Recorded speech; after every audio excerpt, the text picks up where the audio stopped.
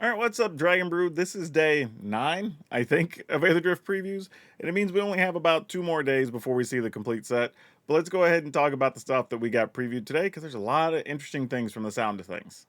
All right, so we have Point the Way. It's a 1 green enchantment. Start your engines. You can pay 3 and a green, sacrifice the enchantment, search your library for up to X basic lands, where X is your speed. Put those onto the battlefield tapped, and then shuffle. This is just generally fine, useful. I don't know. I mean, it's only 1 mana. It does start your engine, so that's actually pretty important. And then 4 mana to maybe go search for 2 or 3 lands likely isn't unreasonable, even if you don't get to max. Kind of interesting because we now have loot on another green enchantment that helps you go find lands. But I don't know. We didn't play much with the last one. We'll see how much this one gets played. Broodheart Engine, black green for an artifact. At the beginning of your upkeep, surveil 1. You can pay 2 black green, so 4 mana, and tap it. Sacrifice this artifact. Return target creature or vehicle card from your graveyard to the battlefield. Activate only as a sorcery.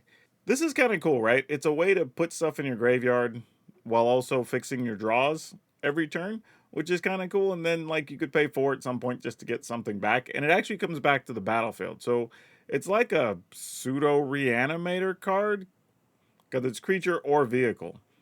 So if you're already doing reanimator things in black green, this could be something to add as a choice. Gastro Thrill Roller. That's a wild name. 2 and a red, so 3 mana for a 4/2 vehicle. Trample haste.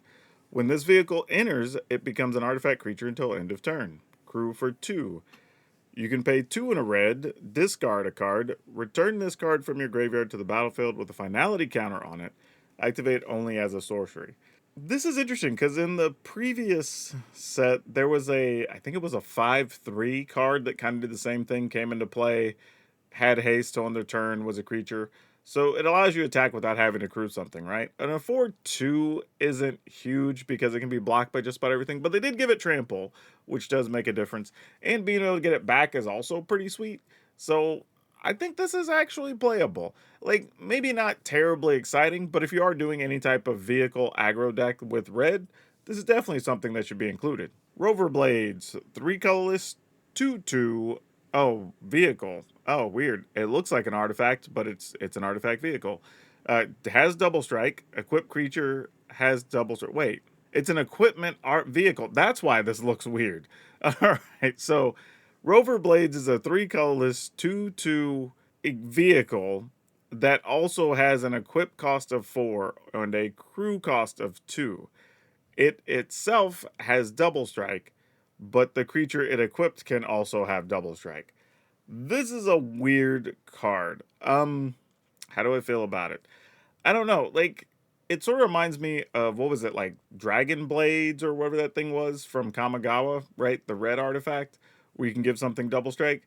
But this also could just crew for 2 and attack for 2 with double strike. So I don't know. This feels playable. I will say that. I just don't know where it goes. Salvation Engine, 4 and a white, so 5 mana for 6/10. Other artifact creatures you control get +2/+2.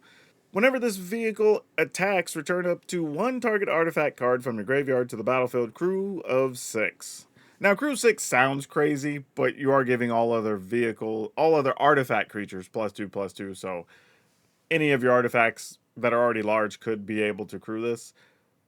But this feels really good, right? If you're playing something that's a bunch of artifact creatures, which seems doable with the help of this set, giving everything +2/+2 is wild. I mean, this is 5 mana, so don't get me wrong. It's not like it's going to be super dominant.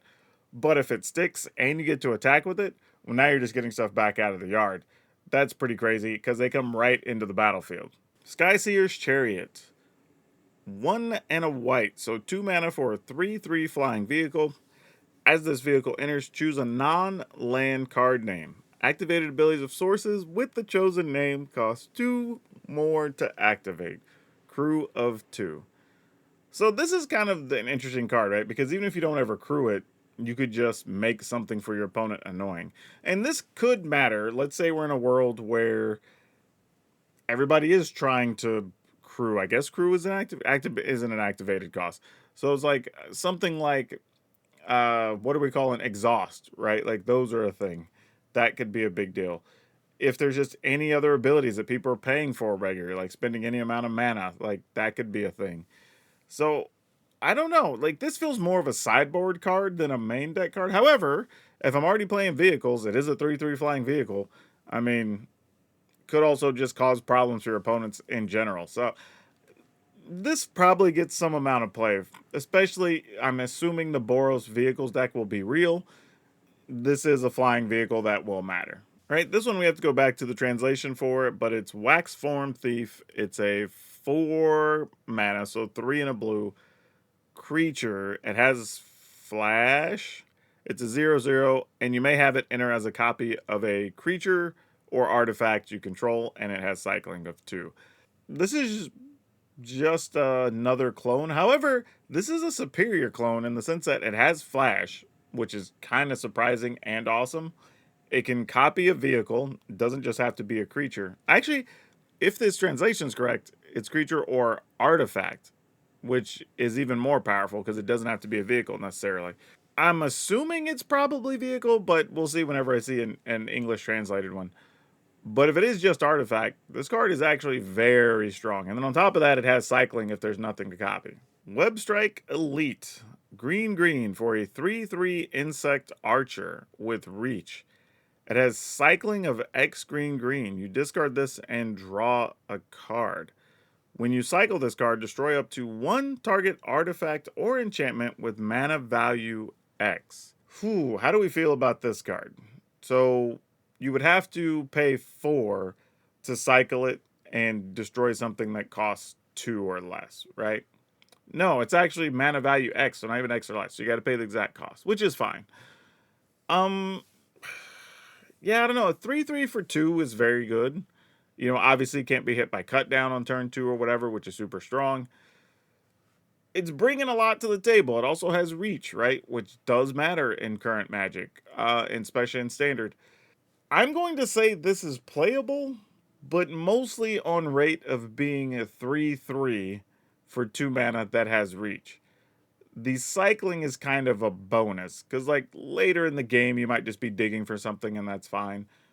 But it could allow you to shave like 1, possibly 2 of your like artifact enchantment destruction to play more creatures. So there is that. Shefit Archfiend. Well, another demon. 5 black. So 7 mana for a 5/5 flying. When this creature enters, all other creatures get -2/-2 till end of turn. It has cycling of 2.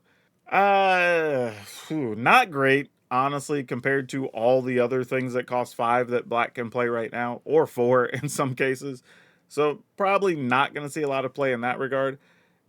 If you wanted to play a Reanimator deck, though, this does put itself into the graveyard for 2 mana. Could help you dig for something. It does give all creatures -2/-2, so you could wipe out some small things.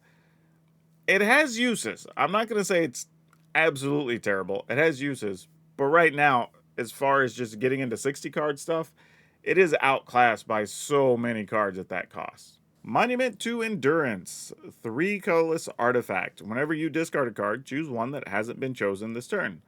Draw a card, create a treasure. Each opponent loses 3 life. Oh, man. Well, seeing as how we know that one of the color combinations, which is red-blue, wants to just draw and discard every turn, I mean, there's a lot of scenarios where you could draw, discard, draw an extra card. Still, you might get all 3 of these in a turn, right? Because we've seen several cards that when you draw, do this, or draw an additional card, or discard an additional card. Like, this could do a lot. I mean, even if it's just you're playing the aggressive red-blue version, right? And you just want to deal 3 damage to the opponent every turn. Why not? Like, this is totally reasonable. I don't know. I guess the build's going to come down to 2 things. 1, how many 3 mana things those decks want.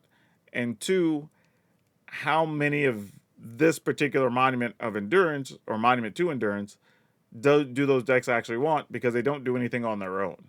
All right, so I think that gets us caught up. I mean, there's just a lot of stuff right now. We're talking about the draw and discard decks got stuff. We're seeing a lot for vehicles. We're seeing a lot for graveyardy things, right? We don't even know what that's going to be. There's stuff for lands entering the battlefield. There's the Starter Engines things. There's more demons. There's, like, there's going to be a lot of cards that make a way into a lot of decks. I know a lot of people are saying, "Oh, I'm not that excited about this. The race car thing doesn't do anything for me." Like, I can get that, right? Maybe it's not your jam as far as theme, but don't overlook cards because you dislike the theme, because there are a lot of cards in the set that are likely going to find their way into existing decks and be the reason that new decks enter the standard pool. So, something to keep your eyes on. But if you want to get caught up on everything, I'm going to go ahead and link day 8 as well, so you can check that out. But that's all I have for now. We'll see you next time.